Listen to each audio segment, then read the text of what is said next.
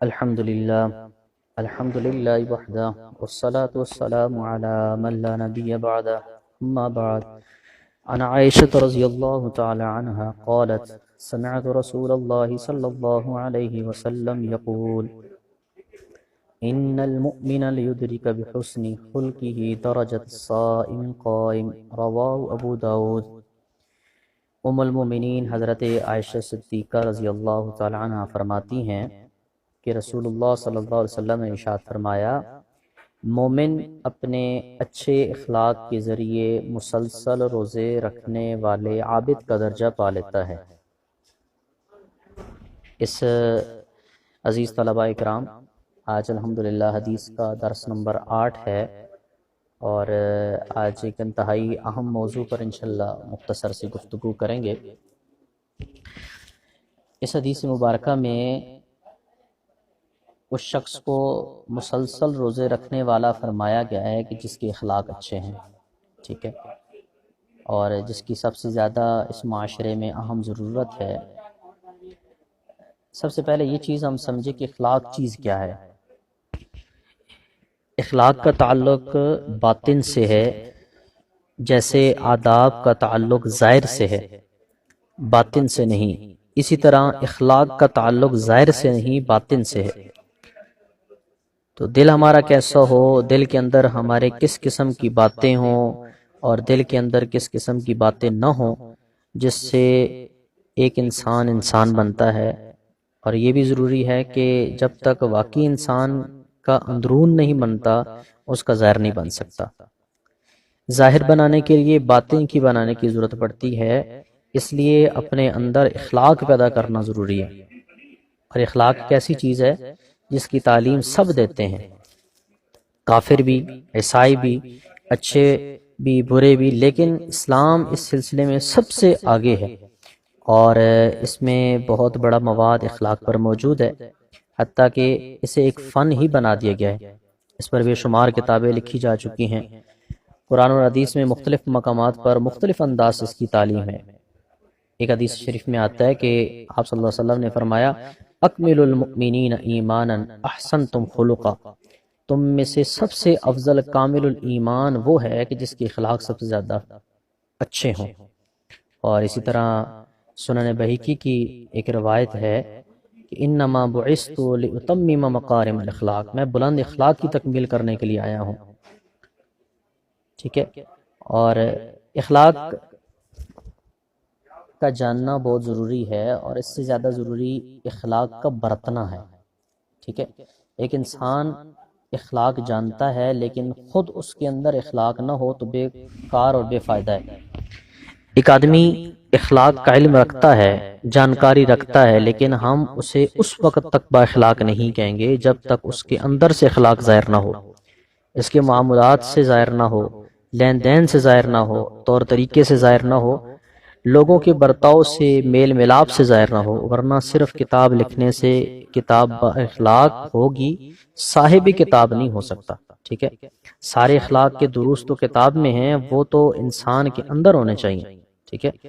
تو اسی سے ایک واقعہ یاد آیا، حضرت وصی اللہ شاہ صاحب رحمۃ اللہ علیہ ابو علی سینا کا ایک واقعہ ذکر کرتے ہیں کہ ابو علی سینا ایک بزرگ کے پاس گئے اور ان کی صحبت میں رہے، اور واپسی پہ آتے وقت جو ان بزرگوں کا ایک خادم تھا ان سے کہا کہ حضرت جب میرے بارے میں کچھ الفاظ کہیں یا میرے بارے میں کوئی بات کریں تو تم نے مجھے وہ بتانی ہے بذریعہ خط۔ اس وقت خطوط کا دور تھا، تو بہت دن گزر گئے تو ان کو خط نہیں ملا، تو انہوں نے پھر خود خادم کے نام خط لکھا کہ آپ حضرت سے میرے بارے میں پوچھو میں کیسا بندہ ہوں۔ تو جب حضرت کو خط ملا تو ان کو پتہ چل گیا کہ یہ کیا پوچھنا چاہتا ہے، تو ان بزرگوں نے کہا کہ ابو علی سینا بہت بڑا عالم فاضل ہے لیکن اخلاق سے محروم ہے، ٹھیک ہے۔ تو یہی جواب اس خادم نے ابو علی سینا کو لکھا، اور ابو علی سینا نے اس بات کو لیتے ہوئے ایک کتاب لکھ دی اخلاق پر، اور مکمل تفصیلی کتاب لکھی، اخلاق کے فضائل لکھے، بد اخلاق کی جو ہے وہ نقصانات لکھے، سارا کچھ لکھا۔ جب بزرگوں کے پاس وہ کتاب پہنچی تو بزرگوں نے کہا، جو میں نے آپ کے سامنے ذکر کی ہے بات، کہ اخلاق کا جاننا ضروری نہیں بلکہ اخلاق کا برتنا اور اخلاق کا انسان کی زندگی میں ہونا سب سے اہم اور ضروری ہے۔ وہ علی سینا اخلاق کو تو جانتا تھا لیکن اس کے اندر اخلاق نہیں تھے، ٹھیک ہے۔ اور آج ہمارا اخلاق کا حال کیا ہے؟ ہم اخلاق کتنے جانتے ہیں اور اخلاق کی وجہ سے ہم لوگ کتنے برباد ہو چکے ہیں۔ دھوکہ بازی ہم لوگوں میں، جھوٹ ہم لوگوں میں، بددیانتی کا مرض ہم لوگوں میں، لڑائیاں ہم میں، جھگڑے ہم میں۔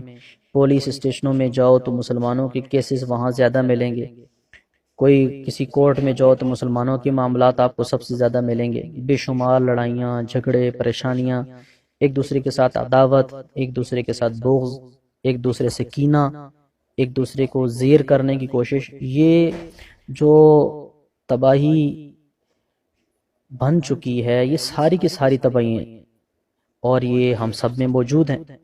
عام طور پر آپ دیکھتے چلتے جائیں، جتنے خائن ملیں گے مسلمانوں میں ملیں گے، دھوکے باز آپ تلاش کریں تو مسلمانوں میں آپ کو ملیں گے، جھوٹ بولنے والا مسلمانوں میں آپ کو ملے گا۔ دھوکے بازی کا تو اتنا بازار گرم ہو گیا ہے کہ جس کی کوئی حد اور انتہا ہی نہیں، ہر آدمی دوسرے کو دھوکہ دینے میں سمجھ رہا ہے کہ میں کامیاب ہوں۔ یہ بد اخلاقی ہے، اخلاق نہیں ہے۔ انسانی اخلاق تو یہ ہے کہ وہ دوسرے انسانوں کے ساتھ اچھے طریقے سے پیش آئے، لہٰذا دھوکے بازی سے بچنا اچھے اخلاق کا تقاضا ہے، جھوٹ سے بچنا، سچ بولنا اور لوگوں کے ساتھ اچھا برتاؤ کرنا یہ اخلاق کا تقاضا ہے۔ آج اخلاق کے بگڑ جانے کی وجہ سے ہم لوگ جانوروں سے بدتر ہو چکے ہیں۔ جانور شاید ہم سے اچھے ہوں، ہمارے اخلاق ان سے بدتر ہیں۔ یہ سب اخلاقی اعتبار سے پستی اور گراوٹ کا نتیجہ ہے۔ اس کے علاوہ جو چیز ہم میں موجود ہونا چاہیے وہ ہم میں مفقود ہے، ختم ہو چکی ہے۔ ہمدردی نہیں، غمخواری نہیں، رحم دلی نہیں، کرم کا کوئی معاملہ نہیں، ایک دوسرے کو اوپر اٹھانے کی کوئی بات نہیں، گرانے کی تو بات ہے۔ کوئی ایسا آدمی ہے ذرا کسی کو اوپر اٹھا کر لے کے جائے؟ نہیں، بلکہ ہر ایک انسان کو اپنے سے کمتر سمجھنا اور اس کو گرانے کی کوشش میں لگیں۔ تو تواضع کے لیے اگر ہم لوگ کوشش کریں، اور تواضع کے بغیر جو ہے وہ اخلاق نہیں بن سکتے۔ بااخلاق بننے کے لیے ویسے تو بہت ساری چیزیں ہیں، بزرگوں نے 4 چیزیں لکھی ہیں، 4 صفات لکھی ہیں، اگر ہم اپنے اندر پیدا کر لیں تو ہو سکتا ہے ہم وہ اخلاق کے ساتھ جڑ جائیں اور ہمیں بااخلاق زمانہ کہنے لگے۔ اس میں 4 چیزیں ہیں، اللہ تعالیٰ میرے اندر بھی پیدا فرما دے، آپ کے اندر بھی پیدا فرما دے۔ سب سے پہلی چیز ہے تواضع اختیار کرنا، ٹھیک ہے، اور اپنا حق چھوڑ دینا، دوسرے کو حق اس کو ادا کرنا۔ تیسری چیز ہے معاف کرنا، اور چوتھی چیز ہے لوگوں سے بلائی کا معاملہ کرنا۔ چاروں چیزیں تفصیل طلب ہیں، تفصیل میں نہیں جاتے، بس اتنی بات یہ میں رکھیں، یہ 4 صفات اپنے اندر پیدا کرنی ہے۔ تواضع اختیار کرنی ہے، اپنا حق چھوڑنا ہے، دوسروں کو معاف کرنا ہے، اور لوگوں سے بلائی کا معاملہ کرنا ہے۔ اگر یہ 4 صفات ہم اپنے اندر پیدا کر لیں تو ہم با اخلاق بن سکتے ہیں، ٹھیک ہے۔ تو ہمیں اسی طرح بزرگوں نے یہ بات بھی لکھی ہے کہ اچھا اخلاق جو ہے وہ انسان کا زیور ہے، اور یہ حقیقت بھی ہمیں تسلیم کرنی پڑتی ہے کہ اچھا اخلاق انسان کا زیور کیسے بن سکتا ہے۔ اور یہ اخلاق ایسا قیمتی زیور ہے کہ جس کی آب و تاب، چمک دمک کبھی ختم نہیں ہوتی، اس کی تازگی ہمیشہ برقرار رہتی ہے۔ حسن اخلاق کے بارے میں اللہ تعالیٰ قرآن پاک میں سورۃ حامیم سجدہ کے اندر فرماتے ہیں کہ اچھائی اور برائی برابر نہیں ہو سکتی، تم برائی کو بہتر سے بہتر روش کے ذریعے دفع کرو تو تم دیکھو گے کہ جس سے تمہاری دشمنی ہوگی وہ بھی تمہارا دوست بن جائے گا۔ یعنی اچھے اخلاق کے ذریعے تم اپنے پکے دشمن کو بھی اپنا دوست بنا سکتے ہو، یہ اللہ تعالیٰ خود فرما رہے ہیں۔ اور اسی طرح احادیث میں بھی متعدد احادیث میں اخلاق کی ترغیب دی گئی ہے، جیسا کہ ترمذی شریف کی ایک روایت ہے کہ کامل ایمان والا وہ ہے جو اپنے اخلاق میں سب سے بہتر ہے۔